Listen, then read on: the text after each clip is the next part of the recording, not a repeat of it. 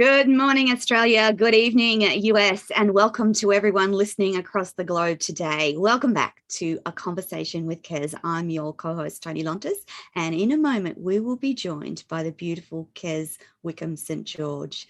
Just a reminder for everyone listening in live on LinkedIn, Facebook, YouTube, Twitch, and Twitter, we have the delightful Payo listening in from the Philippines, ready to send you all the links about all the content we talk about today. And don't forget to jump on to tonylontis.com, where you'll find detailed information about everything we talk about on these shows. This is a co-hosted series of shows about authors, for authors, and with authors.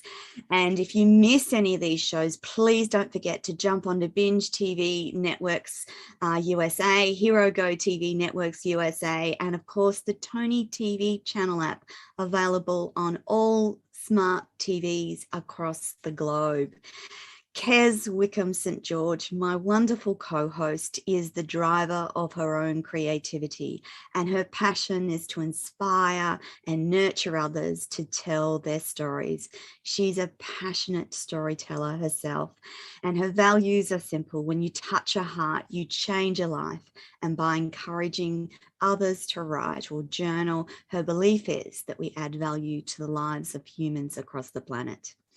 If you need help getting a book written, you need some advice, or you just want to chat about a book idea, Kez is your person, your go-to book mentor and professional book consultant. And today I have the delightful pleasure of talking about Kez's latest book. She has now got, and you'll have to correct me if this is wrong, Kez, 8 novels. She has a series of children's books. She is a co-author in a number of compilations. She also has a short movie coming out soon, which we will talk about in a moment. But first, Kez and I were talking just before the show, and we were talking about our energy levels. And for Kez, this interview today comes on the back of a huge launch. There's a huge amount of things going on in Kez's life, including the launch of her latest book, a new movie coming up, and the implications are that our energy gets a little bit drained. And I said to Kez before the show, I'm so glad and so grateful that I get the privilege of co-hosting a show with her, because then we can just talk like old friends and still tell you about the amazing things that are happening in the book world. So Kez, good morning, my darling.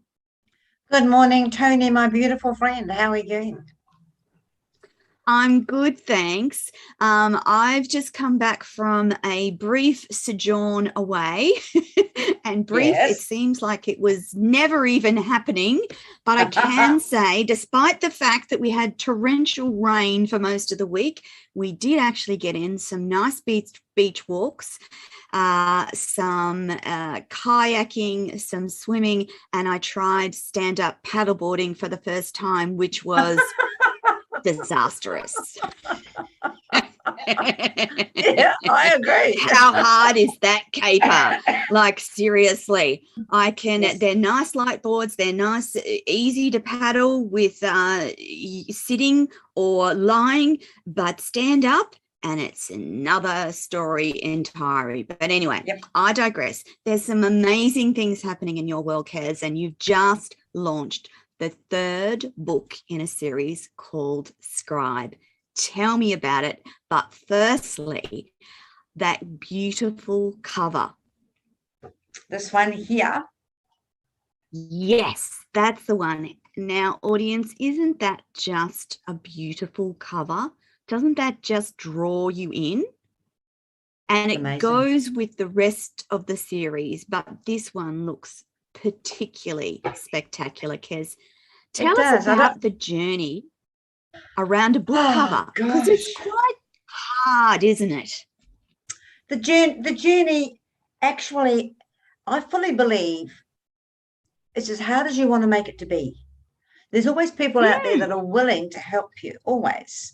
You've just got to find them, and that's the hard part. Yes. And you've got to be willing to say, yes, you can help me, Now, sometimes it comes at a price, and sometimes it's not affordable. I mean, we all, unless you're super, super rich, we all watch our budgets, especially in today's world. So I put my hand up. I found a fabulous publisher for the very first of the trilogy. And then after that, we decided to do the 3 books. Now, that also, to get books published, it costs money. So then I decided to go back to work. So I had to really put my skills as a motivator and a writer out there. And I've always taught, no matter what I teach. I used to be a dance teacher in my early years. And I taught ethnic dancing, not just ballet and tap, but ethnic belly dancing. So when I started teaching that, and then I got a job teaching motivation because I was a qualified teacher for schools, but they found that if I got on board with teaching motivation to other people, things happened in their lives. Now, I can't tell you what's going to happen in your life. I'm not a seer, but when you teach people that you need to do different things in your life to be successful, and I'm not talking about business success. You're as successful as you want to be. First of all, you've got to be successful in your private life, and that's how you feel about yourself. So with all that as a background, teaching, I decided, I hadn't taught for many years. I decided to go back to it, and I was swamped, literally swamped in the past 3 years with showing other people how to write. And I've had to pull back. I've had to literally pull back, because once this book, Scribe, was published, and then there's a movie that goes with the book, and at the actual launch, it was another movie was wanted, and I was asked to do a script play for another one, and the offers kept coming in. How am I going to do it all? Well, you ask for help. There are professionals out there. If you want, one of the best things I've ever found, if someone needs help, don't be frightened of holding your hand up. So many people will offer. So many people will. It's amazing who's come into my world since I have started showing that I can help you if you can help me, and that's the way the world works. It's not always, it's nice to have money in the bank and say, yes, I'll pay for this, but sometimes one hand always helps the other, and I'm a big one for that. If I can help you, then how can you help me?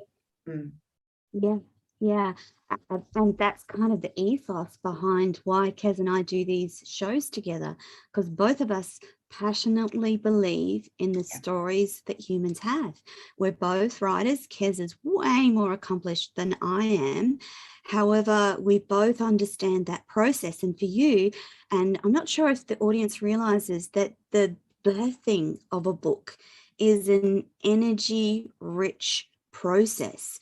And even if you readily write, and I know that Kez writes beautifully and readily, it still takes energy to birth a book. And after you've done the launch, there's a period of time where you need to actually regroup, don't you? Because there's a lot of energy and a lot of work that goes into delivering a book. From the process of writing to the formatting of the book, to the cover of the book, to the launch of the book, to the marketing of the book, it's a lot of stuff. And then if you're amazingly creative like Kez, and you start to get those offers around scripts and movies, that's a whole nother dimension. I wanted, before we talk about the movie, which I'm incredibly excited to be part of and to share with Kez, I want to talk about Scribe in particular. And it describes a story of a woman who discovered this life is not just to be lived, but savoured, as she's commanded to go on another adventure, one she is asked to die for, and it's about Tara. So let's talk about Tara, your central character in Scribe. She's a central character in all my books. It really is my alter ego. It really is. Oh my goodness, the problems she gets into. See, and I, being the writer, I can put pen to paper and solve the problems. If only life was that easy. Oh, I know. So Tara is, that's part of writing, isn't it, Kez? Yes. Tara is a go-getter. She's also she's a mum. She's a widow. She finds a new partner in life, and she's a grandma, and she savours all of these things. Now, in my earlier books of the trilogy, she slowly decides that she wants to travel and write and art. She's a recognised artist in her hometown of Rockingham, which, funny enough, is where I live. And for those of you listening across the world, Rockingham is in Western Australia. So I'm in Eastern Australia. Kez is in Western Australia. So we're like polar opposites apart. And for Americans, you might not realise that Australia, in terms of landmass, is almost the same size as the US. And so we are a big country, a big island, if you like. We're surrounded by sea on all sides, and quite a big country. So back to Tara and her adventures. Right. So the first book, Metal Mermaid, same cover. Same cover. Yes. Let's talk about the cover. Okay. I approached my publisher, who said to me, she said, "What is it about?" I said, "A woman collecting stories around her campfire as she travels." And a week later, my publisher, Karen McDermott, MMH Press, rang me early in the morning and said, "I've had this dream." And this is what she showed me, was the campfire. And then she had, and I thought it was beautiful. But then she handed it over to her design team. And her design team came up with this. Now, honestly, I've held this in a dark room, and that glows. It just glows. It's beautiful. It is. Really beautiful. It is. It's one of the, I know everyone loves the cover of their own book. I know that. But mine's the best. Yeah. And always will be. And you're allowed to be proud of it, Kez. You are allowed. Proud and loud. So anyway, so I started writing. Now the books had been designed and written sort of. They were scratched out, things I wanted to write about, but they weren't exactly published. So when Karen's a professional, she got hold of them and said, "Let's start with number one." So away we went. Now, number one, it could have actually been 2 books because it is 600-700 pages, but it's a big book. And then after that came The Cuppa, which was again, the first book, Metal Mermaid, took you back to New Zealand, where I'm from. And we travelled the North Island of New Zealand, all around the North Island. And I introduced you to some of the most beautiful places there. But I also brought you back through Australia, telling stories of all the people I've met all the way. And these people have stories of their personal lives. So it's not, like somewhere in New Zealand had 20,000-30,000 people living there and had sheep as a living. It's about the story of the people I met there. And some of them are such interesting characters. They really are. And then the next book, Cuppa, we stayed in Australia. So I took you all around. Now, I have travelled all around Australia many times, and having a caravan, I can do that. And when you park in the bush in Australia, it's a very different experience. Now, I'm on the Nullarbor, which is the main artery road between Perth and going to Sydney. But it can take you, if you do what we do, takes a long time. Well, it's a 3-day journey. So it's 3 days across one road. But we go into the bush and we camp overnight. And we'll often just stay there because I'll have an idea I want to write about. But it's it's very, very quiet. Very quiet there. It's not like New Zealand, which is full of birds singing all the time. The Australian native bush is really quiet. You've got your birds. You've also got your kangaroos going past regularly, having a look, saying good morning. You've got your emus going past saying, good morning, poking their head in the window, scaring the daylights out of you. So, they're so big, those birds. Oh, scary birds. Yeah. And you've got lizards and things that I'd never seen in my life before. And I'm just sitting outside. Spiders. Yep. Oh, the biggest spiders I've ever seen in my life. I thought I'd seen big ones in New Zealand. No, these were called globe spiders, and they were in the trees. They were massive, big as your fist. That's the body. That's just the body. Huge. I know. That's all I said. I think I'll sit inside for a while. try and take something to calm me down with a cup of tea. And then I got on to Scribe, and I took you through the South Island of New Zealand again. The journey started off in Rockingham, and we went to Mount Cook. Now, I have lived right under Mount Cook, so I know what I was talking about when I wrote about a whiteout, being blocked by snow, being frozen by ice. I have flown over Mount Cook. I've flown through some of the crevices of Mount Cook. It's the scariest thing I ever did. Ever did. And I have done a lot of things, like jumped out of planes and dived into waters I shouldn't be in. But in a small fixed wing 2-seater plane, we went sideways through a crevice, and I just held my breath. I don't think I breathed for 5 minutes. I don't think I took a breath. Yeah, so it's all in the book. And it's also learning about, in this book, well, in all 3 books, Tara is asked to scribe, and she doesn't understand what that means. She knows she is a scribe. In the oldie worldy word of writing, she already is a scribe. Yes. So she doesn't quite get it. And then in this book here, in Scribe, she actually is approached by a woman called Tanby, who walks between the 2 worlds. And she is the one, she is the catalyst that says to Tara, you either do it or you don't do it. And that's life, isn't it?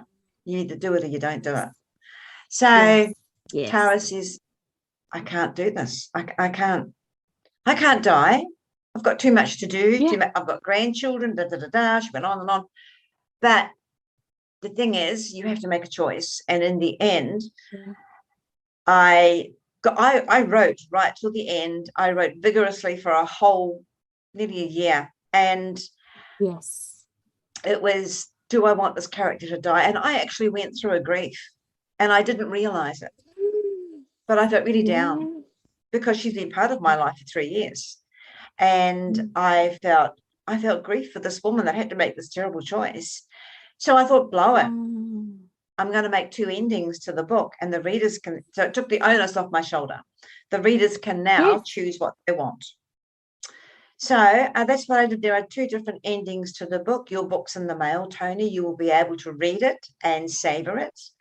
And where the movie's concerned, absolute shock when I was having lunch with a friend who is a short film movie producer. And I said, I was being cheeky. Oh, la, la, la, la. I've got a book. It's fabulous. It's wonderful. Read it. And she went, I can do something with this. And I stopped eating. I think my mouth was full and fell open. I went, what? And she went, I can do something with this. So Sally Newman from Lyrical Infusions, who also lives in Rockingham, as does my publisher. Isn't that an amazing name? Lyrical Infusions. Isn't that beautiful? She's that sort of person. And she is. She's even melodious when she talks. You know, you can hear all sorts of accents coming out. You know, and I think to myself, you know, it seems to be like like some sort of. She seems to be. I don't know. She's a magical woman to talk to, anyway. So she said to me, "You'll have to trust me. You'll have to give me the script of the prologue." So the prologue is the movie, and it's 20 minutes long. It will be shown around Australia. As a sponsor, you're one of 3, Toni. So your name will be on screen all around Australia. And handing the prologue, which was so special to me because I was that woman on the rock. Yeah. But I did have other people with me. I wrote about it in a different way, but I had been not shipwrecked, but my boat was in trouble and we landed on a rock and I had to stay there. We couldn't move. until the fishing boat was fixed. So I had I knew that feeling of panic. I knew that feeling of a storm brewing. What are we going to do? There's nothing here. And so I put it into the prologue of the book. Now, you're the only one that I've spoken to it about that, because that was a good 30 years ago. Yeah. So nobody knows about the prologue of the book, how it actually eventuated. I mean, being creative, I have created more to it. But yeah, it was when Sally said to me, would you like to come along to the interviews of the actors? I was about the fourth one in line. And I approached the desk and they were interviewing people. And I had stipulated the woman was of an age between 25 and 35. And the man had to be a little bit older. And so I stood in line with the rest of the actors, Toni, and when the woman at the desk said to me, oh, yes, dear, and who are you to, what character do you want to take part in? And I thought, well, it's definitely not the man. I'm too female. So I said, oh, the lead character. Now, I'm definitely not 25 to 35. And she looked at me, and the poor darling, she didn't know what to say. And I love putting people in predicaments. I see their faces and I want to write about it. So, and then it was the movie producer yelled out, she's just being stupid. She belongs with us. So she called me over to her table. We had, there was a roll call of actors, 125 replied. I had nothing to do with the culling of them. That wasn't my job. Yes. Sally did all that. 25 people were actually invited to turn up. All 25 turned up. And then we chose the actual actors. And the weird part about it is when I wrote the scene, I was going to call the man Jack, Rose and Jack. That was my grandparents' names. Rose and Jack, my grandparents came to New Zealand on a sail ship. And when I saw the movie Titanic of Rose and Jack on the sail ship, it connected. I thought, that was my grandparents in those days, sailing on the ship, because they came over. I know they came over on steerage. I don't know anything else, which I'm going to do some research on. So it's, I when I write, I sort of go back to the things I know, the experiences I've been through, the people I've met, the stories I've heard, the people I know. I may have been in that experience myself, but let's create a bit more drama to it. So that's the way the book was written, and the movie is amazing. I saw snippets of it on Saturday at the launch. Yeah, it was amazing. And watching the actors act it out, and there was, where I was sitting, I could see some on the beach and I could see some in front of me, and immediately who fits your description of what you've just written, it. And so when they said to me, who would you like? Who do you think? And I said, that one. And then I got back to the producer, because she's got the last say. It's her movie. That's right. It's her. So she said, I agree. They're perfect. So yes, it was all perfect. So they were at the launch and of the book. They gave a little talk. Sally introduced the movie and gave a little talk. And then I had the most wonderful MC, a man called Will Yeoman, who is one of the editors for the Perth newspaper. He used to be the travel editor, but travel's off the hook now. So, yeah, we don't do that much over here. So he does all the arts. Yeah, he does all the arts over here. And that means everything in the arts. And so I invited him to MC it for me. And I know Will quite well. So he came along. And then there was my beautiful publisher who spoke about what it was like to work with me. And, and really, I had to agree with what she said. I am fabulous to work with because I like working with me. So I love working with you too, Kez, by the way. I have to just share with the audience that the excitement and gratitude in Kez's voice when she messaged me and said, I think I've got someone interested in doing a short movie about the next book.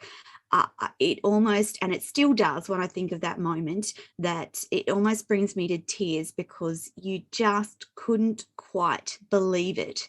And I've watched on from the sidelines and listened about the unfolding of it all. And I couldn't be happier for you, Kez. Like Thank you. it's a magical moment to see your words come to life on the large screen effectively. And with the publication of this third book and the movie coming out, are you going to have a break and go back to writing, do you think? What's next, Kez? The next thing is I've had a book in the background. It's a fictionalized version of my life. So because I can't, when you write a biography or an autobiography, you've got to be very careful about who, what, when, and where. So then you have to fictionalize it, and so that's what I've done. But it is really my life and how I got to be who I am. Because my life, if I'd had different parents, as yourself, if your life had been different, you wouldn't be who you are now. Yeah, that's so right. That's right. Very grateful. All the things that go into your life that make you who you are. So I'm wondering, I love that word, fictionalized biography. Is that a genre yet? Yes. Well, we interviewed another author some time ago, and she did her fictionalized. What was it called? Had the diamond on the screen, on the book cover.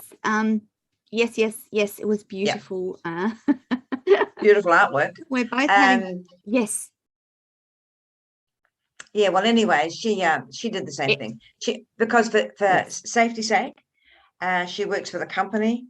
I don't have to do that. I am an adult, and there's no children in the book that's been involved, but except me. So I decided to start from more or less year one, and what I saw and what I heard and who I was expected to be. And I think that comes out in the book Scribe too, is that I have a firm belief that this isn't it. This is not it. This is an experience. No. Yeah. So it comes out in Scribe. And the good thing about it is once people have read it, I want to hear back from them. For the first time, I'm inviting readers to get back to me. And do I carry on? Because there's a book cover waiting to be filled with words.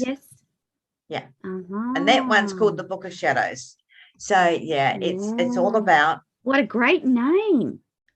Nice. Yes, very nice. And I can so it's going to be an anthology. I'm hoping. With shadows. Yeah. So I'm hoping it will be an anthology. People will write on with their ghost stories or their personal experiences, because this is not it. So absolutely. Scribe it was interesting to write and to know there's a movie attached. So I'm still thinking, oh my God. I'm still in the disbelieving phase.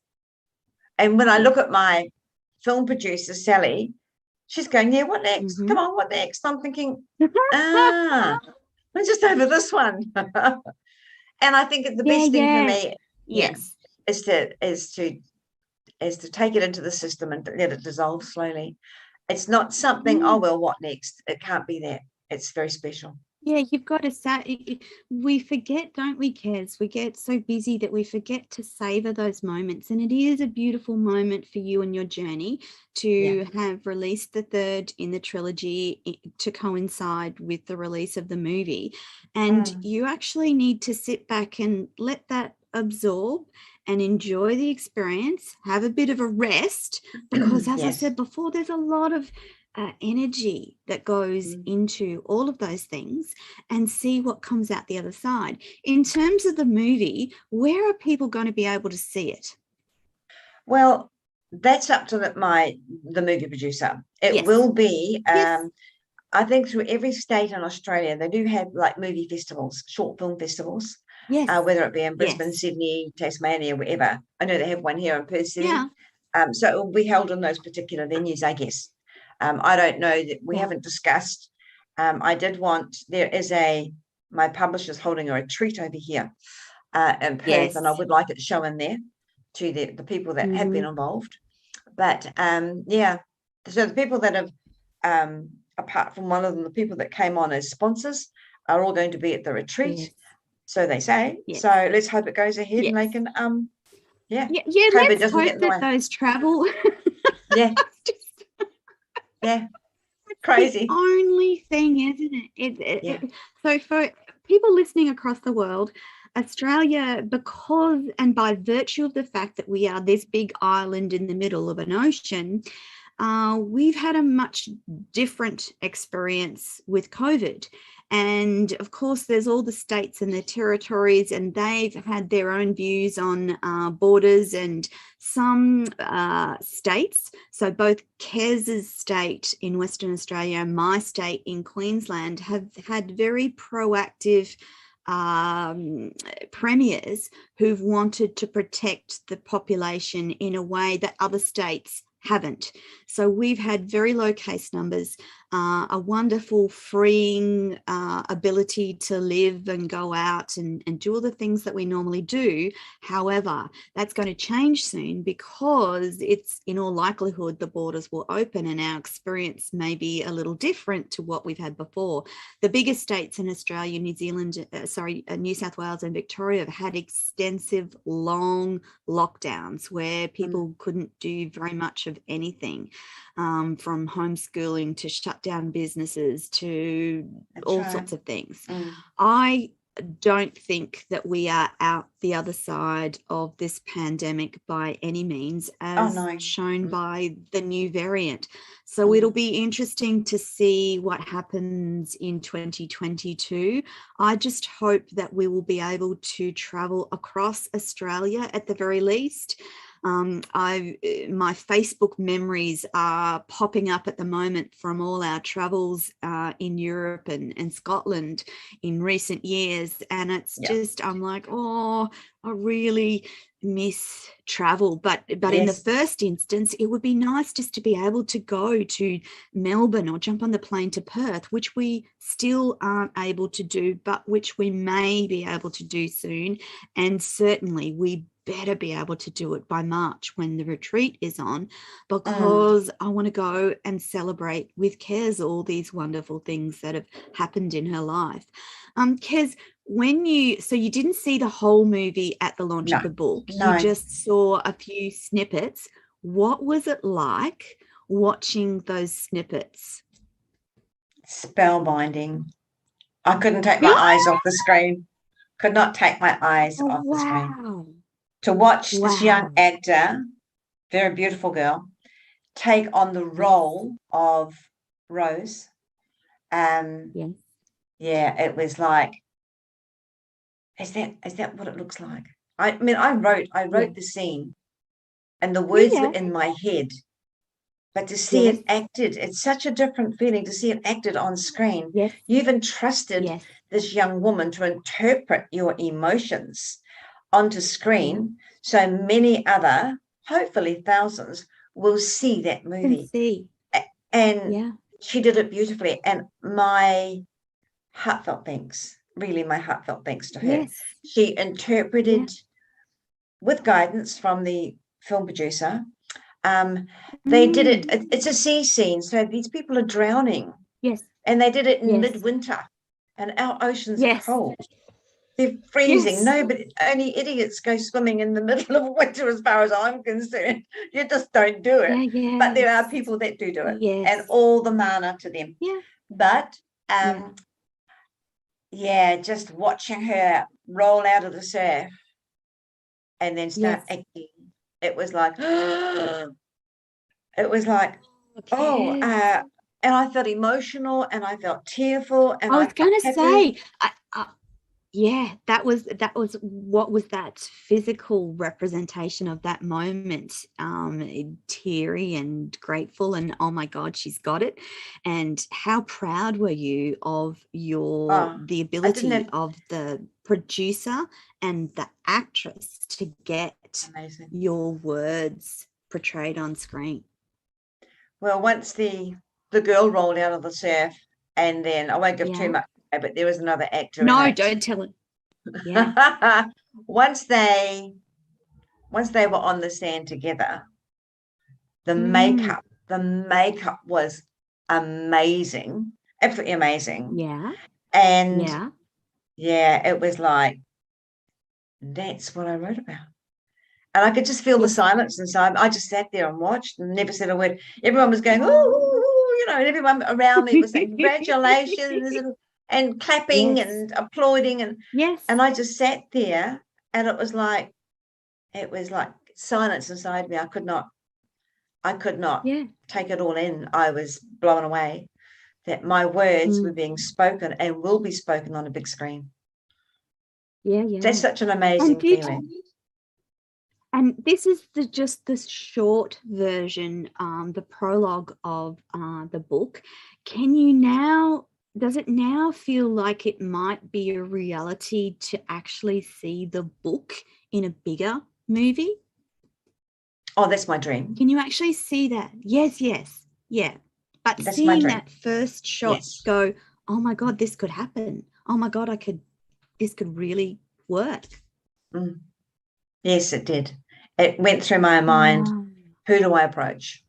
There must be some script writer out there or movie producer that would be so interested in any of my books, because they're all about paranormal, really and truly. They do. I always wander into the paranormal. I don't know why. I'm just drawn to it. But there must be someone out there, and if there is, then by all means contact me. I'm not bound in any contract that I cannot work with you, but at the moment it's just the short movie, and it's like, one step at a time, little girl, one step at a time. So it's been an amazing journey. My whole life as a writer has been amazing. I only found out last week that a book I wrote 30 years ago. Yes. It's a motivational book for the unemployed. Is still being used in some schools in New Zealand. How's that? Oh, that's amazing. That's brilliant. What a legacy. And that's kind of what it's about, isn't it? It's about leaving that legacy of your thoughts and words and books and movies that your grandchildren will have the privilege of going, oh my goodness, that was great grandma. That's what she did. That's what I feel like I get to know her, even though she may no longer be with us. I get to feel and know her by virtue of the stuff that she's left behind. That's a powerful thing. I think I've worked the DNA, so I'm going to be there somewhere. That's going to pop out, whether they like it or not. It's going to pop out. Without a doubt. Absolutely. You've got to be cluey about these things. Yeah, definitely. So it's been 2021's been a big year, because not only has there been the movie, the books, there's also been some co-authored collaborations. And I want to just quickly remind the audience about The Colours of Me, because another fantastic book, another compilation of amazing stories. And that's also what you got organised in amongst everything else that you've been doing in 2021. How proud of that book are you? Very proud. It's a beautiful book. It's a stunning book. Again, we came up with one cover, and you know when the cover of a book, when you go into a library, the color of the book is the first attraction. Then there's the blurb on the back. That's the second attraction. Yes. So we weren't. It was okay, and then the book designer. With MMH Press said, well, how about this one? And produce what we said yes to. And I couldn't have picked a better colour for what. It's beautiful. I know. It is. Yeah. Yeah. So The Colours of Me is... When Kez sent me the draft, I'm like, oh my goodness, that is so beautiful. And it really was, isn't it? It's a beautiful book. Yes, it is. And the stories are amazing. The woman have pulled out all stops. There's been nothing hidden. Yes. It might have been softened a bit through the editing, because you can't, some of the stories were a little bit harsh. But we have a fabulous editor, Julia Kaylock, and of course my publisher, she proofread it. One of her team proofread it, and it was a very professional book. It was just beautiful. And of course, Toni, you're in there as well. I know. I know.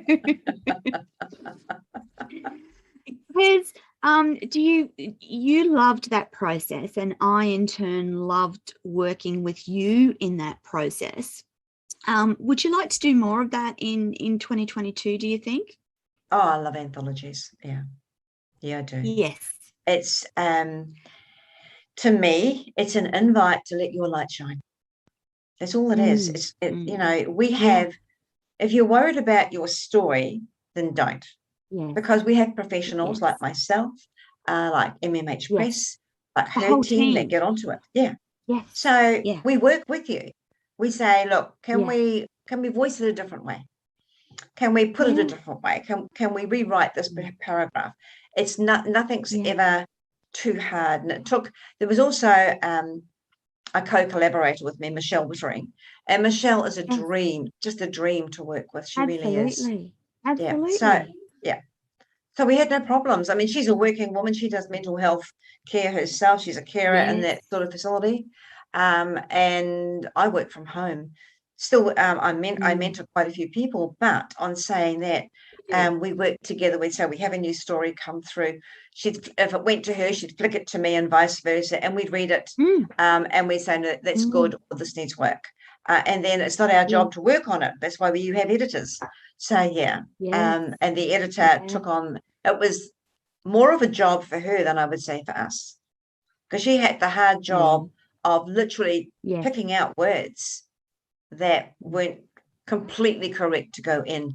And then she would deal with we would get hold of the author and say, can we do this?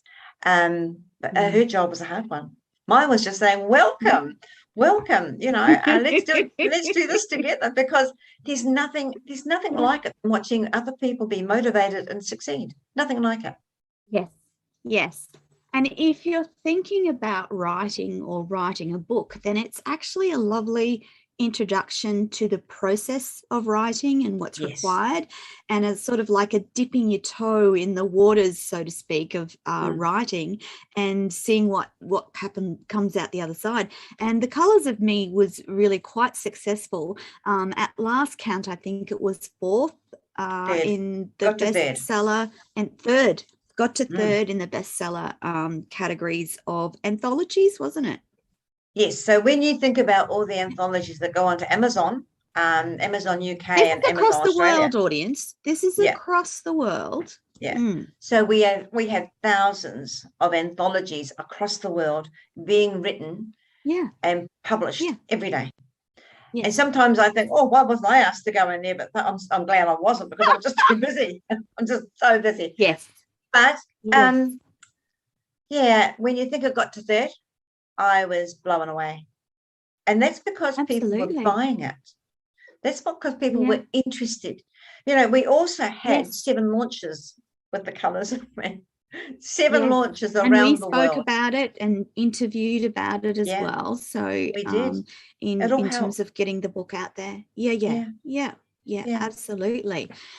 So those compilations of stories are also in the plans for next year. We are going to have a break over Christmas. Kez and I are going to have some time off over Christmas and have a break from the shows. But when we come back in January, there will be a continuing array of authors that we speak to about their books and about their writing process. And we'd also like to get some more artists to talk to on the show, because also in Kez's background is her artistic work. For the audience that you may not know, that Kez also does lovely artwork and works with artists. And so we increasingly would like to feature a few more artists to talk about their art process.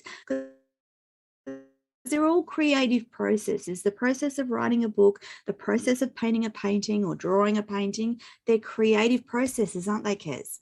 They are, and that's what we are. We're creatives. What sort of annoys me, Toni, is that people hide their creativity, and they think, this is not worth talking about. Well, if for instance, I was at where the launch was held, and they had 2 paintings on the wall by a local lady. I know her well. Beautiful work. Why not get out there and say, instead of hiding them in a corner, where I had to go up and really peer behind sort of a curtain thing. I thought there's some art, I'll go and have a look. Why do that to your work? Why do that to yourself? With any author or any artist, let's talk about it. Let's get you out there. Let's do something. Come on the show. Let's interview you, show your work off. I mean, I'm very proud of my piece always sitting behind me, and I change it regularly. I love that color. Yeah. It's beautiful, that color. Yeah, well, that's what they call a pour painting. So, and it's one of my favorite things to do. But yeah, there's so many things that, and yesterday I actually went and attended a craft class, which I haven't been to for years. And I met new people. I have never met them before, and we're all local. Yeah. And I had such a good time making simple little Christmas cards, because we didn't talk about work. Oh, yeah. We talked about life.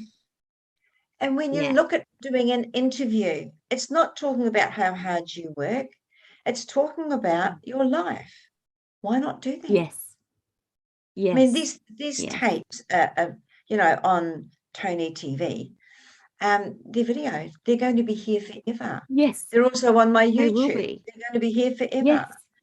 Why not, Absolutely. ring your bell? Why not? And I just don't understand when people don't. Mind you, I do understand shyness, and I do understand thinking, oh, no, I'm just big noting myself. Well, I've got news for anyone listening out there. No, you're not. Because I want to hear your story. I want to know who you are. Because if I don't know who you are, then there's going to be 1,000 other people that don't know who you are. Let's do it. Yeah. Yeah. And we forget that humans are connected by stories. And we need to keep telling stories. Lots and lots of different stories, good stories, sad stories, horrible stories, great stories. All of those connect us as human beings and help us to feel like we're not alone in this existence. No one should feel like they're alone. Everyone should feel like they are listened to and supported. And another one of the things that Kez and I share is that passion for telling your story and shining a light on what happened to you or how your life's turned out, because that empowers people. It gives people hope. And fundamentally, you want to make sure that each and every human has hope for the future, has hope for a better day. And it's been a tough couple of years for humanity. We have to agree, don't we, Kez? It's been pretty darn rough. But, when you're in this situation with the COVID, when you're in this sort of situation, why not just put pen to paper? Or sit in front of a keyboard. Write about how you feel. Journal. Yes. It's not, I listened to a documentary on journaling last night, and it's not just a diary. You can write, put so much into a sentence that, your actual heart emotions are in that sentence. And you can keep looking at that sentence, and the more you look at it, the more you want to write. There's nothing to me. I sit up every night and I journal about my day. And oh, wow, is that what happened? Wow, I didn't have time to stop and think about that. I must contact that person. It all comes out in the journal. So why not do that? Absolutely. I can encourage anybody to take the anxiety away, journal. And there's something about written words and spoken words that releases some of the angst around what we experience, or the anxiety we feel about a situation or a life happening. The anxiety lessens when we journal or we speak about that. And I think that for many humans, they forget that there is a release and there is a way to dissipate anxiety or concern, and that's through writing or speaking. And for many, many people, myself included, journaling is an important part of your everyday. And if you combine a little bit of journaling with a little bit of meditation, a little bit of time in nature, you'll find that life just feels better, doesn't it, Kez? And I know you have a special place in your garden where you sit from time to time and just listen to the world go by. And there's something about reconnecting with nature that helps us keep going, isn't it? Yeah, all the time. Toni, I've got something to show you. Yes, please. As this. Can you see that? That's the poster. Yes, we can see the Cry of Morrow. Yes, the Cry of Morrow is coming in summer of 2022. So it's just here. Yes.